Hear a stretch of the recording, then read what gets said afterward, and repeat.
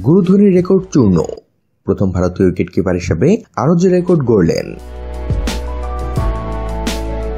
সবাইকে গল্প কথা ইউটিউব চ্যানেলে স্বাগতম। আমাদের চ্যানেলে সাবস্ক্রাইব করেছেন কি? অজানা সব নিউজ আপডেট পেতে সাবস্ক্রাইব লেখার উপর ও বেল বাটনে প্রেস করুন।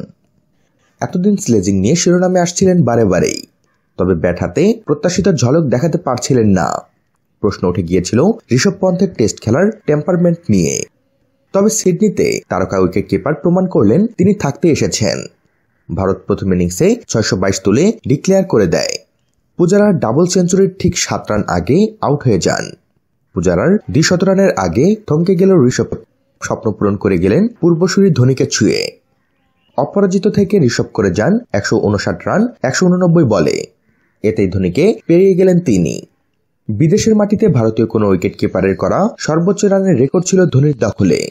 2006 সালে পাকিস্তানে ফয়জালাবাদ টেস্টে 148 রান করেছিলেন মাহি। শোয়েবকে পিটিয়ে ছাতু করে দিয়েছিলেন রাঁচির মহাতারকা। সেই রেকর্ডই চূর্ণ হলো সেদিন। পাশাপাশি অস্ট্রেলিয়ার মাটিতে প্রথম কোনো ভারতীয় উইকেট কিপার হিসেবেও সেঞ্চুরি করেন উঠতি এই তারকা। এর আগে অস্ট্রেলিয়ায় ভারতীয় কোনো উইকেট কিপারের সর্বোচ্চ রানের নজির ছিল ফারুক ইঞ্জিনিয়ারের দখলে।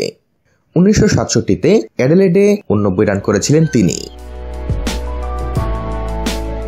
তো বন্ধুরা, এ বিষয়ে আপনাদের মতামত জানিয়ে দিন আমাদের কমেন্ট বক্সে।